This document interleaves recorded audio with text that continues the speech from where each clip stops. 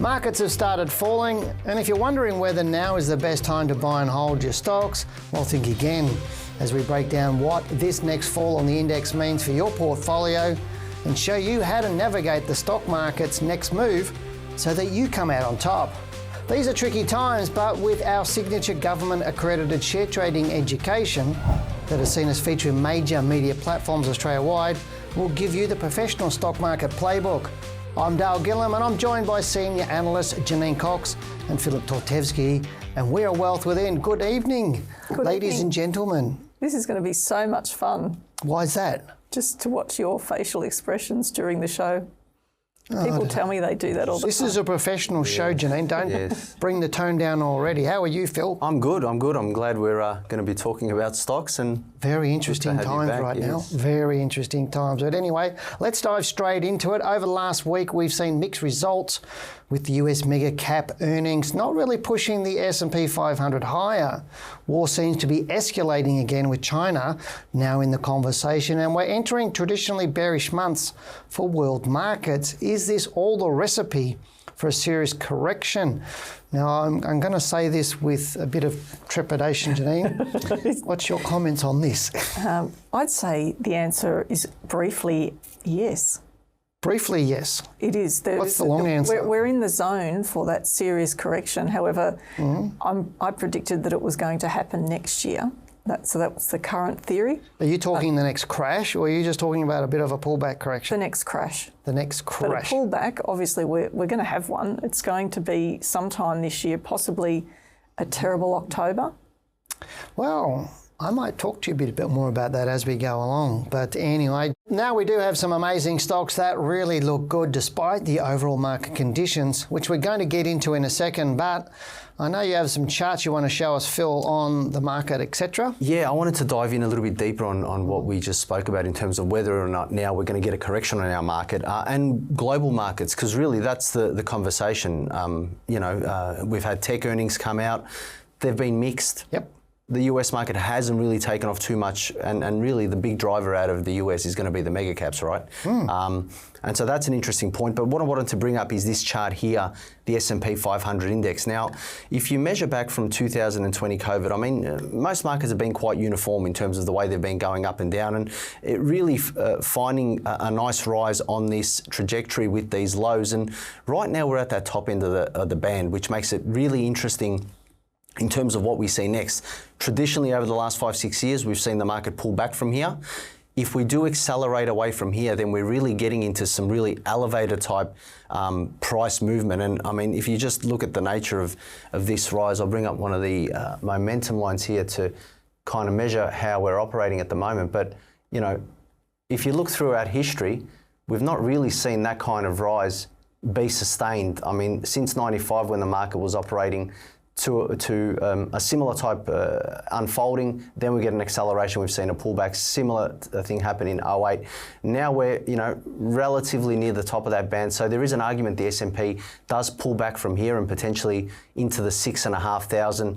Worst case scenario back into 5.8 if we're likely to see a bigger correction, and that would potentially take that S&P index down about 20%, which is what you often see in a healthy correction, right?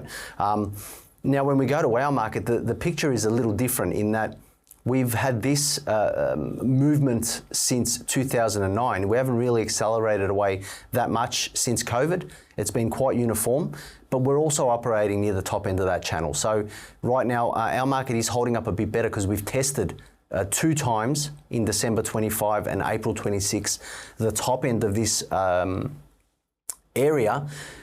But we're holding. So we're not really pulling back, even though we've pulled back more than the S&P. Worst case, our market goes down to 8,000, which is about another 15% correction.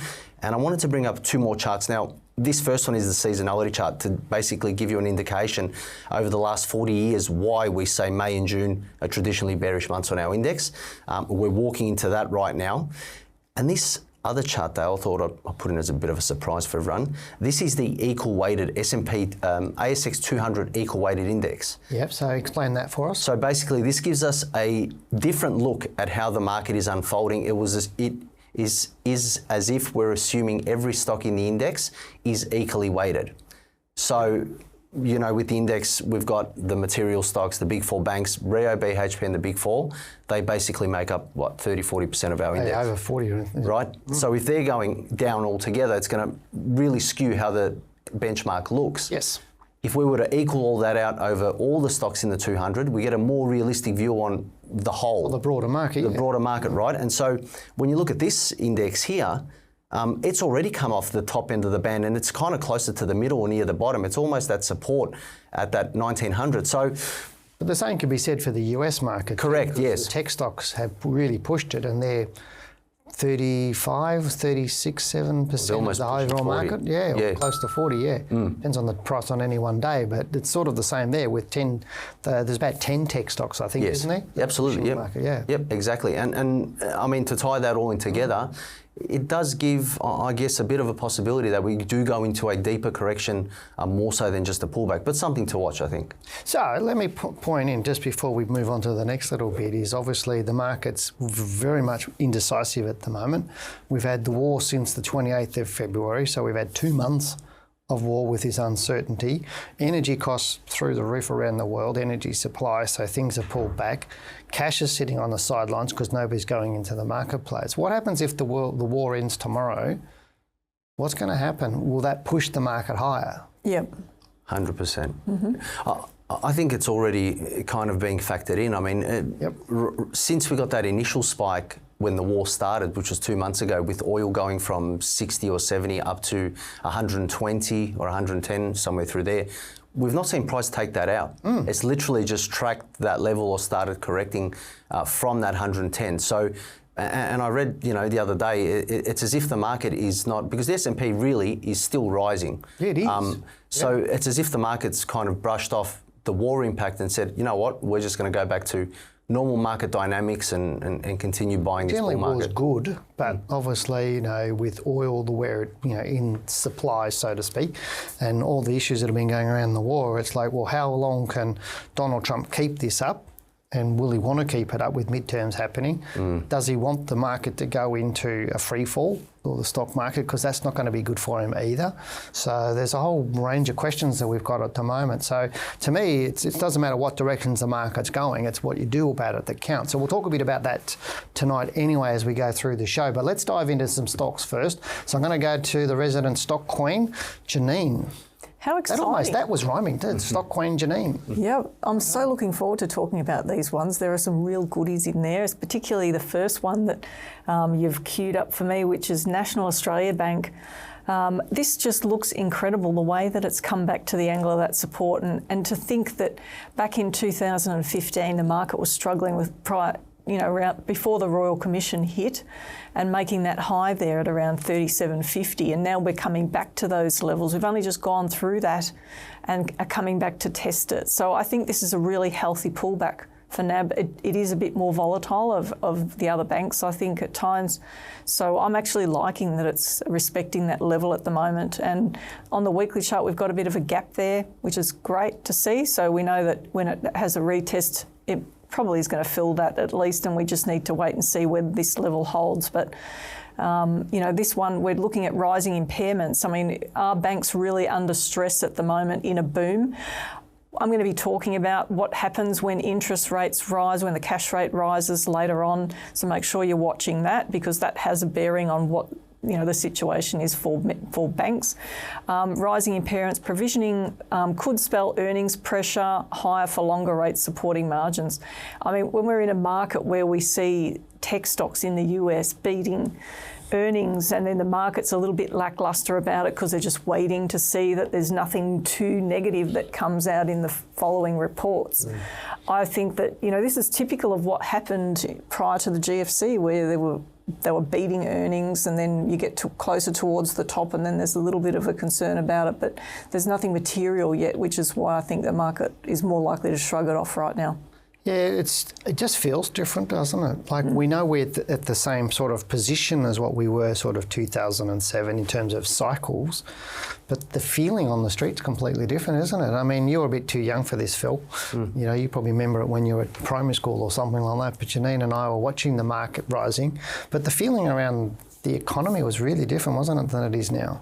Yeah, it is. And I think part of it is that when it starts to get higher and higher, people are thinking, oh, it couldn't possibly go higher, and then it does. It's always that same scenario, even when things are more bullish, which they were. Well, there was the case, wasn't it? The collective thinking was the market's going up, everybody should be in the market. But the collective thinking now is, oh, should I be in the market? It was when everyone thinks it's going to fall. There's a tipping point here, and we're not at that point yet, I don't think. Yeah, and that's the thing, and that's one of those things that we need to look at is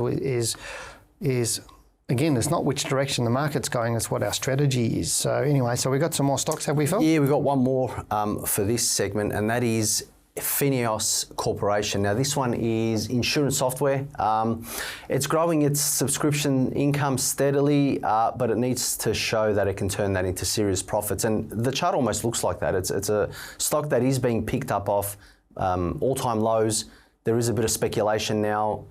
It's running this beautiful uptrend since December 2025. And what I really like about it, because when these stocks are coming out of these big bases, you want to see tests of levels and you want to see tests higher to give you confidence that, hey, buyers are really going to stay in this for longer. And that this level here at a $2.15 is a huge test that this stock has so far passed. And so right now we're ticking up again. April was good, contrary to how the market really was.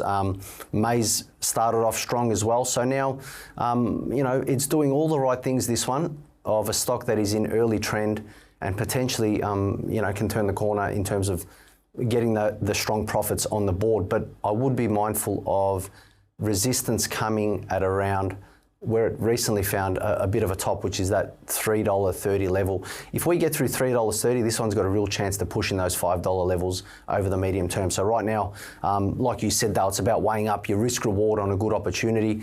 If you see something from here to there to $3, then great. If not, wait for the better opportunity, because if this trend holds, you're going to find another one.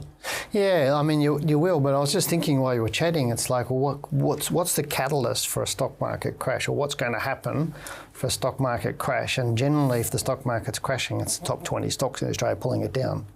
So are they overboard, like they're high valuations or way over valued at their current pricing, or are they been pulling back and they fair value right now, or are they undervalued there? And so that's one of the things that we need to look at as well. And we're talking about how far can the market pull back.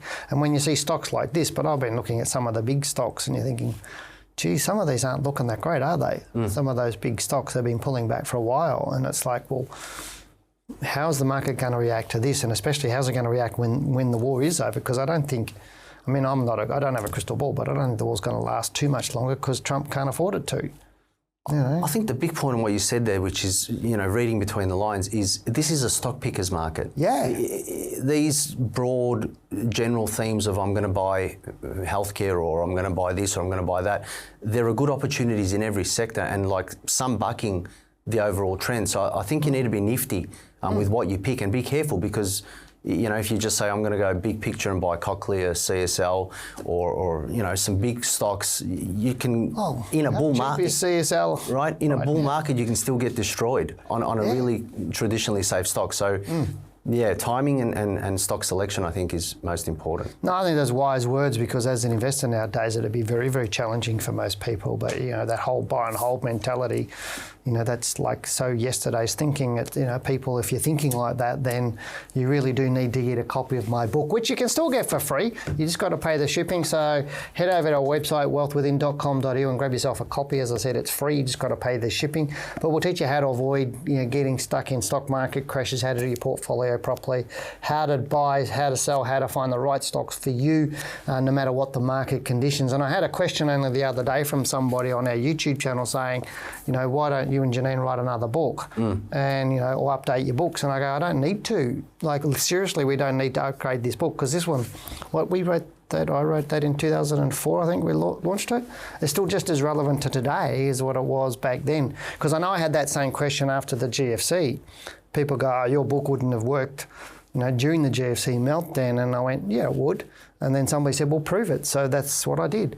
We wrote this version, which is the updated version, and we proved that you made a shed load of money. You avoided the crash and you made a shed load of money. So if you've not read the book, go to the website and grab your copy. As I said, it's free. You just got to pay the shipping. So we've finished with the stocks for this section, have we? Perfect. All right, we're going to have some more amazing stocks for you a little bit later, but now for our trending topic. It's Janine. Thank you, Dale.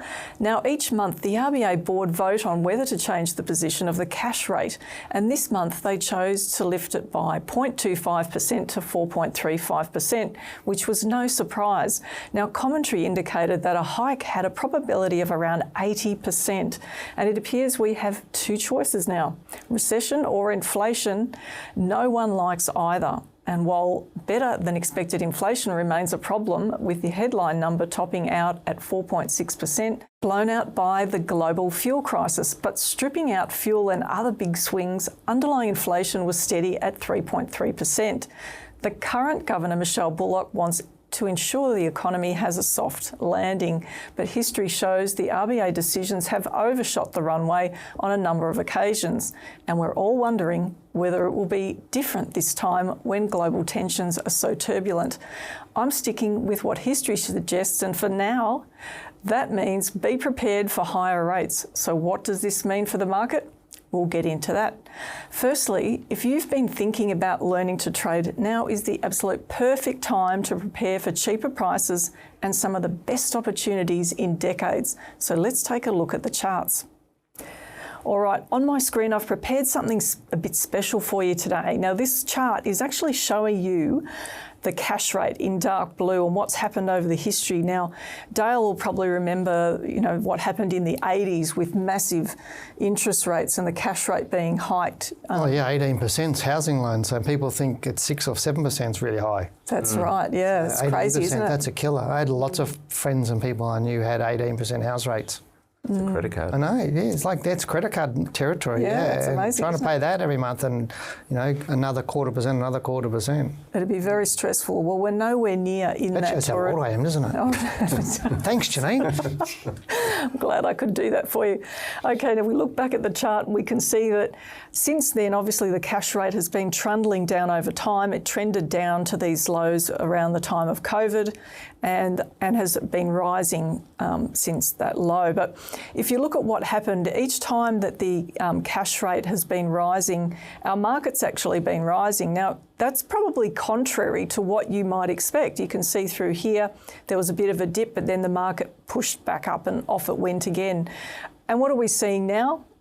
In extreme lows where the cash rate has come out of that lows, yes, we've had a few dips along the way. We've had a bit of sideways movements where there's been a lot happening with global tensions and around the world, and then the market's just taken off again with the rise that's unfolded in the cash rate. So I think that investors should not be concerned about what's going on with the cash rate right now. In fact, that's actually an indicator that our market is probably more likely to go up. Well, you'd think, obviously if the economy is bullish and the businesses are making money, well then obviously investors are putting money into that.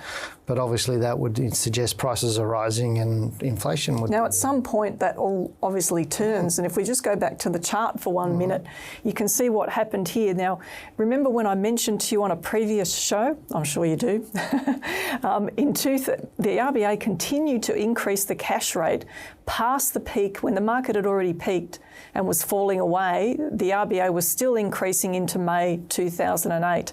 Now, obviously then it quickly tried to unwind everything and scale back. But to me, that's just a disaster to have those massive swings where that's going on. Now, Michelle Bullock's saying that this is going to be slow and steady, that her approach is not going to be or create a situation where we end up like that. And I sure hope so. Well, you don't know, don't you? Because they reacted with COVID, they've reacted very quickly with other things. And at the moment, with the war the way it is what are they going to do if the war goes on longer? But how do you keep raising interest rates when the issue is not normally a normal economic type of being a bullish market and CPI rising?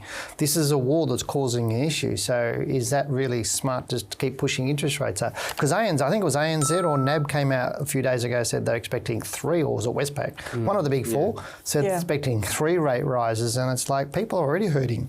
That's right. So So, and we know exactly why the CPI has gone through the roof, and it's energy supply. But what they're worried about is obviously if they keep it lower for longer, that consumption will just continue to add to that, and then it will get out of control. We know exactly where it's from. It's oil prices, etc., and energy prices. You know, to me, that's where it's coming from. You can't tell me everybody's just willy-nilly splurging money all over the places, eh? Not when you walk down the street and see so many empty shops. And I think it was last month there was record numbers of business bankruptcies, I believe. But I don't know, you can't necessarily take 1 month in isolation, but with bankruptcies, with businesses going bankrupt, that doesn't mean a strong economy either. So anyway, so you wanted to say something, Phil? I think they're looking at one figure that is just making them pick these decisions, and that is the unemployment rate. Yeah. They're looking at the unemployment rate and saying, okay, it's healthy. But if you actually dive into that number again, it's not healthy. No. Most of it is public spending. So government is funding employment right now, keeping it propped up. It's not coming from the private sector.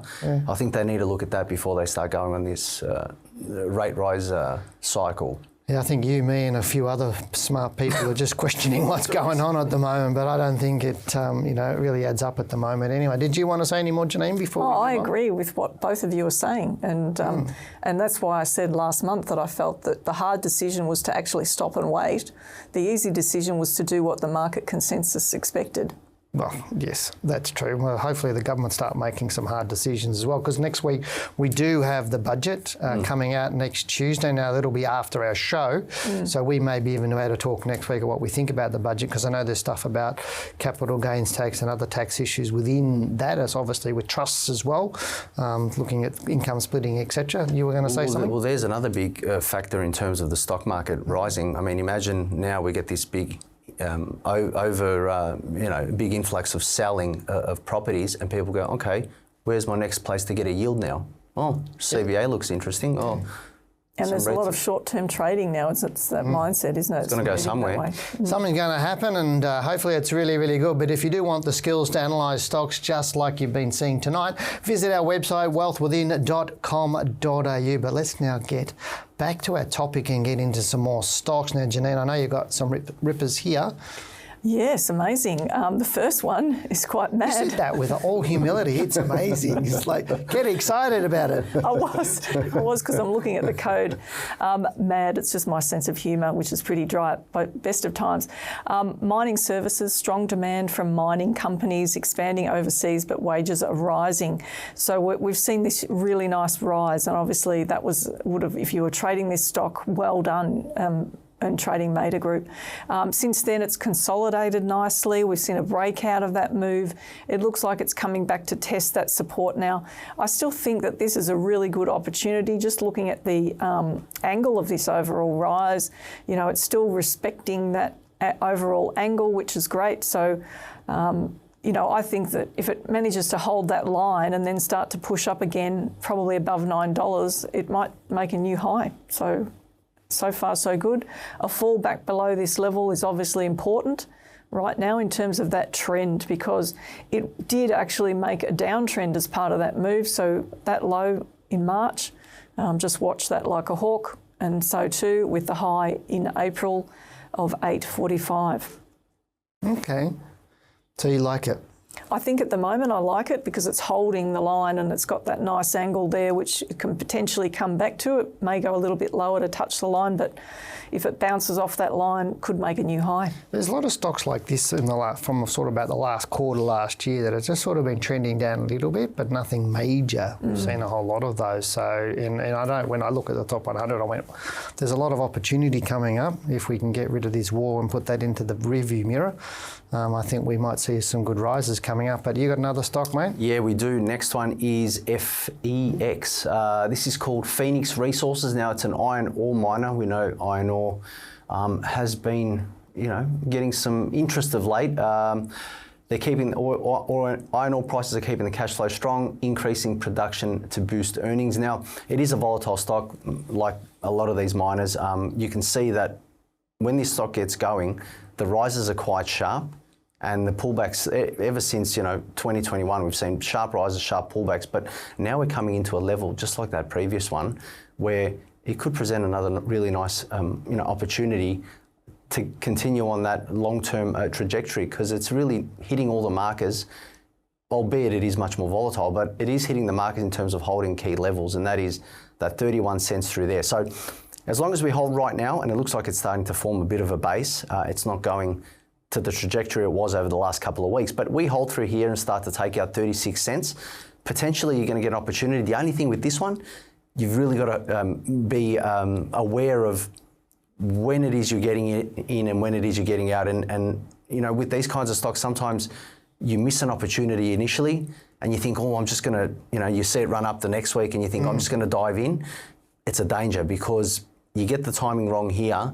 With this kind of volatility, you could very quickly be looking at a losing position. So you're talking about this type of level of stock in terms of its price and its volume? Yeah, definitely. And the way this one particularly moves, I mean, this is a monthly chart, and look how erratic price action is and volatile. So I think if you get a good entry, you time it well, you're pretty early to the party, and you get the price you want, excellent. You ride the opportunity, and potentially this one's going back up to that 40 cent level, or the all-time high if it continues on. But if you don't, it's one of those situations where you say, I've missed it, move on. I had that probably a couple of months ago, QBE. I had this level, and I forget where I was travelling somewhere, and I missed it. It just shot up like a rocket, and I was going to put it in my super fund. And I went, okay, I've missed that. Yeah. And I've just been waiting for it, and it's drifted back a little bit, but it still hasn't given me enough. But it happens on all sorts of stocks, not just some of these smaller stocks, but it does. It's like, otherwise you're chasing the market, aren't you? And that's you really can't afford to do that. Yeah. So we got another one, Janine? We certainly do. This one is called Aurora, is it? Biosurgery Limited, I think it's pronounced. Medical products, sales and earnings beat expectations, strong growth from key products, especially in the US, which is good. It hasn't really done what you like to see if everything was rosy, though, given that's been trending down. That's a bit of a concern, but could be an opportunity, a turnaround story coming in here. And if it does, if this is a turnaround, the rise could be very nice, and it's near that dollar level that I'd like to see. Not quite through it, but I believe that, you know, with a push back up, a further push back up, we're already seeing a move up, but keep going above this 80 cent level, and this thing could go back up to $1.30 by the look of that. Yeah, if you're a student of ours, that 80 cents got to get your eyes That's going to get your eyes. Yeah. But it's funny, isn't it? Like, you know, you see people like, you know, this is just our best guess today on what we're seeing, and people expect us to have this crystal ball to go, well, Janine said this AOA or whatever it's called, hey, it could go up to this sort of level, and if it doesn't, they go, Janine, but you said it was going to do that. Yeah, and that's you go, right. No, it didn't. You know, and people think that we've got this magic crystal ball. All we know is what we see on the chart today. Tomorrow there might be an announcement come out for something, or, you know, or next week or next month, and we can never predict that sort of stuff. So we never say buy this stock. We might say we like it, but we're not going to be 100% right. And this is the thing you need to be careful of, and why you need to understand buying and selling yourself, and why it doesn't matter what the markets or stocks are doing. It's about what are you doing to make sure you're getting in at the right time and you're managing the trade through to a proper exit. And that's one thing we constantly say here on this show. And if you're not educated, then you are going to be at risk, and you are going to be a servant to the market, not its master. And again, because we don't get them all right, and I don't know how many times we pick stocks that have flown up and done really, really well, and people go, oh, look, you know, Phil said to buy this and it's gone up, but then, oh no, Phil said this stock and it didn't go up. Well, no, that's fine. It doesn't have to. But the reality, don't control that. The reality also is that, you know, once we do this show and we look at a stock today, in the real world of trading, and if you really like the stock, you're going to monitor that week by week, month by month, day by day. And as you said, when you're able to read the price and follow it as it's unfolding, well, that's real world trading, and it can change tomorrow, as you said. So, you know, if the market was, you know, perfect in that price stopped and at the moment where we look at it, but, you know, we're constantly updating our analysis. I think that's the point that shouldn't be missed. Yeah, I mean, we get it right most of the time, but there's times we don't. But that's when some of the keyboard warriors go, oh, you got this one wrong. Well, no, we didn't. It's just we never said to buy. We just said we liked it at the time. Well, and we're not also mentioning that what looks good today for a buy, we could go and short tomorrow and make money on the way down. So well, that's true too. You know. And it's interesting, we're only scratching the surface on these charts because, you know, I think you were saying to me last week that a student said, oh, you know, what do we put on the charts? You know, it's not what Oh yeah, because the person thought that the analysis that we're putting on the chart in the show is what we do. That's all we do. But it's a small amount. It's just because we've seen it. We can see it in our head when we look at the chart how a stock unfolds. So we're already casing out. It's like sizing up this stock to say, okay, I can fit that analysis on there, and I can see where this would end up. And it's an approximate at the time, but that usually it comes out pretty close to where we're expecting a stock to rise. And as Dale rightly said, we're always looking at the downside as well. So it's not just the upside we're looking at. We're looking at what happens if it goes below this level in the meantime. We're not saying it's a buy, just a blanket buy. It has to meet certain rules and tick our boxes, and it's the setup that we're looking for, which this one clearly has that setup. Yeah, you want to say something? Yeah, guys, even if it is a buy, if you don't know how to sell, what's the point? What's the point? Because you're not going to keep it. Yeah. So, But that's the point we were making a bit earlier, and I was saying to people, it doesn't matter what direction the market or a stock's going, it's what are you doing? And we see so many people who just blindly follow what they've seen on a video or in a chat forum. They go, oh, these people are talking about this stock, so I'll buy it. But then we get an email into the show saying, I bought this stock at this much and now it's at this much, what do I do? After it's already fallen away and they're worried about their money. To me, that's the wrong time. If you don't know why you're buying and why you're selling and how you're managing it, then you are going to be very, very high risk. And that's all we keep saying on this show is nobody's ever going to be 100% right, but it's having rules around what you're doing. And that's really where this thing will help you. If you've never read the book, go and get it because it will stop you losing lots of money and it will help you make a lot more money and it'll help give you a lot more confidence about the market, because if you are following YouTube videos for buying and selling or chat forums for buying and selling, then you are going to be hit and miss in your trading and you will lose and you'll struggle. You won't make as much money as you need to. Have we got any more stocks to go through? We've got one more. We got one more to go through? Yeah, for sure. Let's hit that one. All right. This last one is Chrysaorus Corporation. Now, it's a mining tech, which is, cool in that the mining sector. But okay. Yeah, and it's got strong global demand for its gold testing machines, rolling out more units worldwide to grow revenue. And look, this is, when you look at some of the, fundamental metrics, if you will, there are some comments that this one is a little bit overvalued. But, stocks can stay overvalued a lot. More than rationale says, especially if there's momentum and real support behind it, and that can consistently get updated as we know. But what's crucial about this one is, we always ask the question fundamentally or technically, if it's going to support higher prices, it's got to really tell us that. And the last time we made an all-time high was November 23. We bust out in this recent run up, and we're finding a base above that previous all-time high level. So the longer we hold $7, the more confidence there is that this one's going to pump back up to $10. But right now, that's the market, as it's got to hold $7. If it fails at $7, there is a real chance that it pulls back into the 6s or 5s, and you wait and look for the next opportunity. But yeah, right now it's setting up quite interestingly. The only thing is this heavy selling that happened during March. I'd like to see it get started and start to take that out, take that gap out and get through 835, 840. Yep. Then there's real confidence of the big move through. It is looking good, isn't it? But the critical part is it going to hold that $7 level? That's right. And that's the thing, what we're talking about is people might go, oh, Phil said this stock's really, really good. And it does look really good. But if it doesn't hold the $7 level, it could go down to, $5, $6. Probably it could even go even further. But anyway, moving on. Shortly, we're going to get into our hot stock tip. But first, let's answer your questions. Now, this email came in without a name, so we're not sure who you are, but they say, I am in TER at 7.5 cents. Recently, after waiting for this stock to fill the gap, as it has a history of filling in the gaps. It made a new recent high at 12 cents, yet to make a new lower low. Reading the fundamentals and hot copper, people after the recent announcement of the CEO leaving, did I jump the buy button too early? My stop loss is at 6 cents. So I'll go to you, Janine. Did they jump the buy button too early? For me, the answer is an easy one. It's yes. And I think you're very brave and honest for coming out and asking that question. So well done in doing that. In this case, the stock looks like it's forming some sort of basing pattern, which is fantastic. I can't be sure, just looking at it quickly, whether it's actually made a new all-time low, but it may have. not sure what the low over there is because it's just so small. We're talking about 6 cents. But if this is a new all-time low, the problem you've got is that a stock can always go lower because it's not a higher position to be in. It hasn't confirmed necessarily that it's found support. But what is positive though is that we've got this test here in September and another test again in January, and it didn't go lower. So far that's fine. However, even though it's moving higher, and we do say you want to see a stock trending higher, problem is it keeps coming back to this level yet, see, so it's not done here. So I'd really suggest, just to wait and hold on for now. You've got your stop in place, which is fantastic if that's what you've got. But there was no clear buy signal at this point. What was the date of the buy?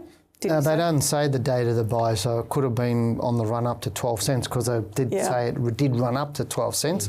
So I'm assuming they bought it before that 12 cent high. I mean, so many times we've shared with people to look for where some of the strongest levels of resistance are. So I don't know whether they've tried to beat it. Sometimes people try to get in just off lows when a stock looks like it's bouncing and then thinking that's the low and only to get tricked into it and then it reverses back down. And that would be an example of that for me. But I guess right now I wouldn't even be looking at this until it got back above that 10 cent mark if this is something that sort of stock that you want to trade. But it sounds to me like whoever this person is, we don't know your name. I'm not sure whether you're a guy or a girl or what you're doing, but it sounds like a lack of strategy to me because they're taking stuff off hot copper as well, and they're not sure. They've bought in, it's gone to 12 cents, they haven't exited when it's come back, and now they're asking what's happening with it. Now it's below their buy price, which is a classic example of what we've seen so many times, isn't it, Phil? Yeah, and I think the biggest thing here is if we go back to that chart is where the stop's placed, right? Great that you've got a stop, fantastic, but you're placing a stop literally at a level where the stock has bounced 3 previous occasions. Well, I was about to say that. So you've got to ask yourself, okay, is my risk really right on point here? Because there's a very real possibility the second you get stopped out, this stock bounces back up.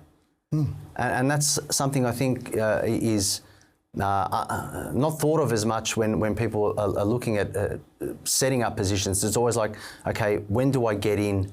What's that best time to get in? But for me, the most important thing is where you place that stop because are you placing it at a level where the market's likely to go in your direction, or are you really thinking about on that chart, where is that spot that if I'm wrong, I know I'm wrong, but I'm going to give myself the best opportunity to make the most out of this trade. I don't know if that stop at 6 cents is that. Yeah, I was questioning that. I was hoping Janine talked a bit about it, but I knew you're much more of a short-term trader where Janine's a little bit more conservative on all that anyway. But if you do want to send us an email, just send it to info@wealthwithin.com.au and just put in there stock market show question in the title. So please do that, info@wealthwithin.com.au. But we do have another email, and Syed's email says, I bought WiseTech on the 30th of April at $43.48. It is a different entry for me, as in the past I usually tried to pick the bottom and have had hits and misses. If this turns out to be a winning trade, it will give confidence, knowing that my rules are working. Changing mindset is a challenge. Can I get your expert feedback on my entry timing and if there was something I should have done differently? Well, let's go to you, Phil. So that's an interesting question. Yeah. He's not asking what the stock's going to do. He's asking, did he do it right?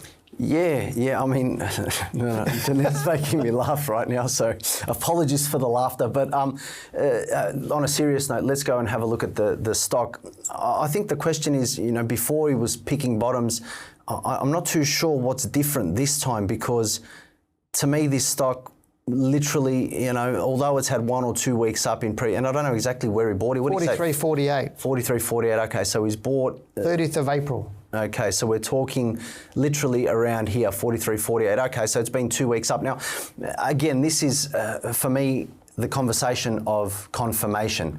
And this is the part, I don't know if you're a student, or I don't think you would be buying like this, but that confirmation is everything. And this is the key thing that we don't show on the show, but is what you need to learn to be able to trade close to those significant turning points.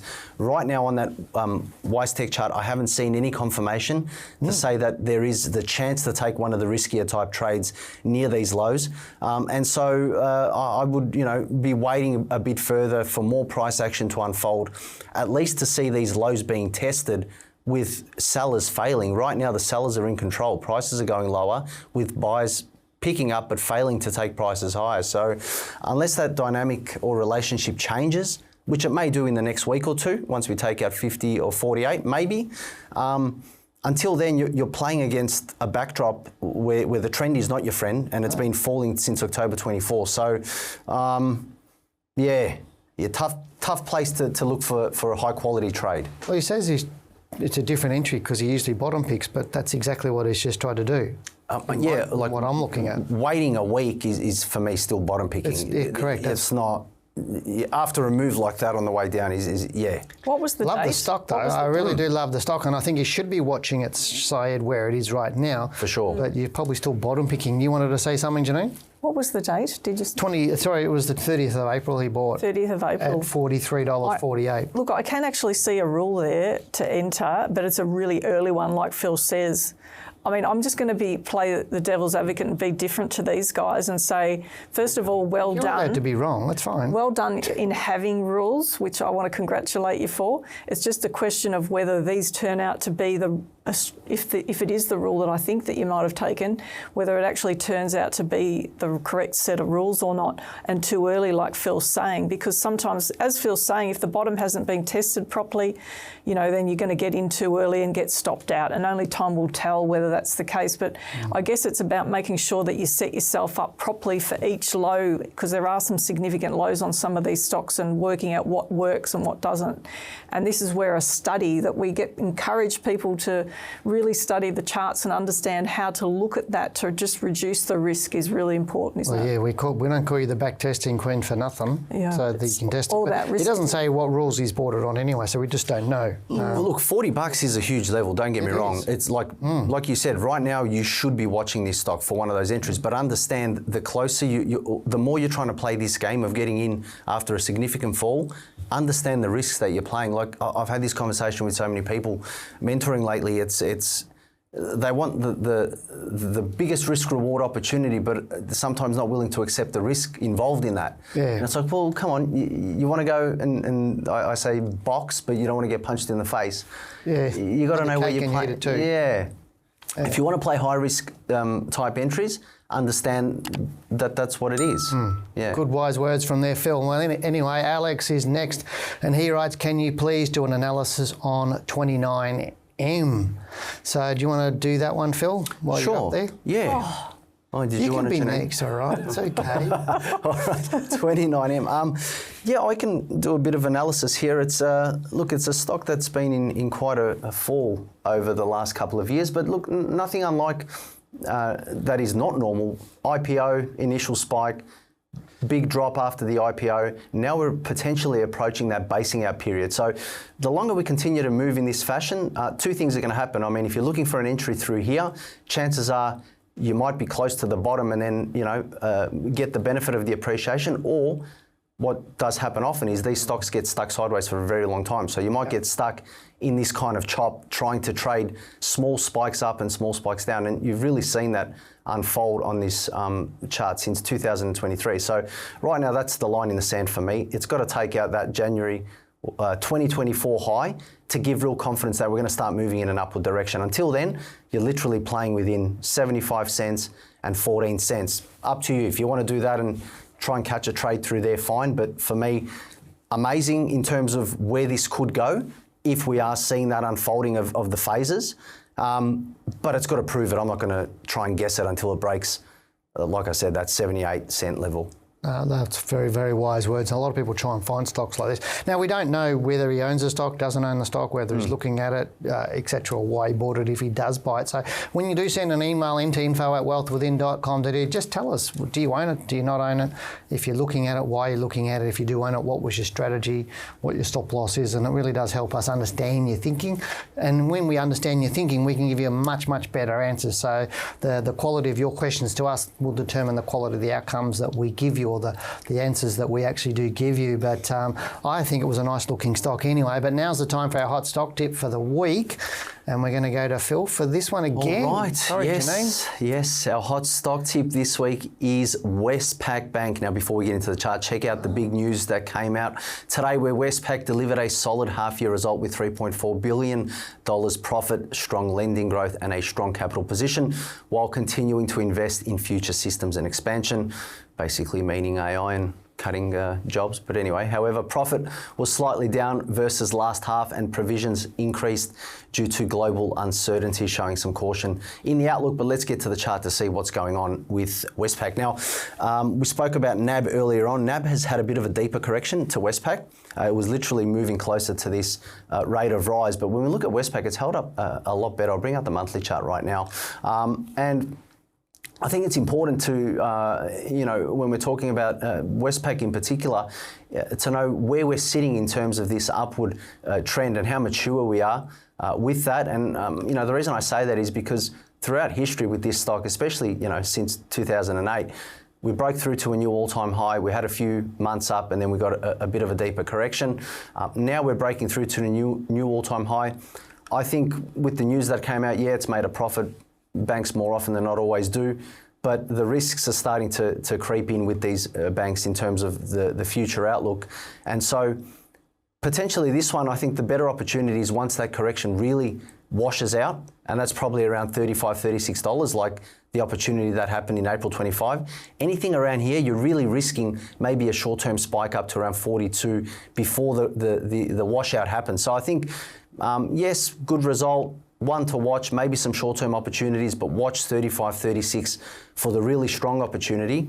And don't neglect the fact that, just because I've seen some comments as well saying, just buy the banks and hold them and forget about it. There'll always be good opportunities. But just think about that, because yes, over time, but Westpac 54% during 09 correction, 67 or 65% in 2020. And, we can even go back to the 80s and 90s where there was 70 or 80% correction. So don't be fooled into thinking I'm just going to buy and hold this one because it's a bank and it's come out with a good report. Watch these levels closely. And if it starts to break 35, have in the back of your mind that, hey, this bank could fall 50%. Well, I need to know that. So be prepared. And look, your chart just showed all of the big banks. You could have bought that in 2006. Well, now, more recently, at the same price you could have bought it in 2006. That's right. So the whole buy and hold mentality, as I've been saying for years, is just out the window now with the volatility we're seeing. And I think we were discussing it last month, how, since 2000 with smartphones, everything's got a lot more volatile. And now with AI and algorithms, it's just making it worse. But it doesn't change the strategies and how we trade and our analysis. It doesn't do that. Do you want to make a comment on Westpac at all, Janine? Yeah, I think Phil's made a really good point about the pullbacks. I just look at the way Westpac, from a fundamental point of view, there's some really strong drivers for why it looks good. It has accelerated, so it's like if you've got to look at what territory are we in. We can see the strength of those accelerations that happened before the top, and then a major acceleration before it then broke out in the top, and then a significant acceleration and a much longer breakout to the top here. So we're expecting that there's a pullback, and maybe NAB's leading the way here. Maybe Westpac's not going to pull back as much before we get that reversal. But what this is going to tell you, and this is where I was having a conversation with someone the other day that had done our short course and explaining why, they're missing a critical piece of information in the next module, which is so important to have. Because what this is going to tell you is when it pulls back, it's going to tell you how high it's going to run. Yeah. And I could sit here and say, I believe it's going to get to X price, but then, you know, you might be thinking, well, I don't need to do it then if Janine's going to tell me the answer. No, I mean, you're right. We get so many people saying, you know, hey, I'll just read Dale's book and I'll become a full-time trader. It's like, yeah, good luck. But why would you want to take the fish? Why wouldn't you want to be the fisherman? That's the thing. Well, correct. But even people with the, you know, that try and do our beginners course, the trading mentor course, and they go, I hear them on the phone with our team, and it's like, yeah, they want to trade full-time and replace their income, yet they don't want to put the time and effort in to earn the right to be able to do that. It's like watching YouTube videos and hopefully you're going to become a master chef. You know, I don't know. But then you get so many people that then when they do it, they say, oh, why didn't I do it years ago? Oh, you get that all the time anyway. So have you finished on Westpac? Oh, look. I don't want to cut you off this time. Should I tell them how high I think it's going to go? Yep. I think we're going through 50. You think we're going to go through 50? Westpac's going to go through. There you are. You've heard it all from Janine.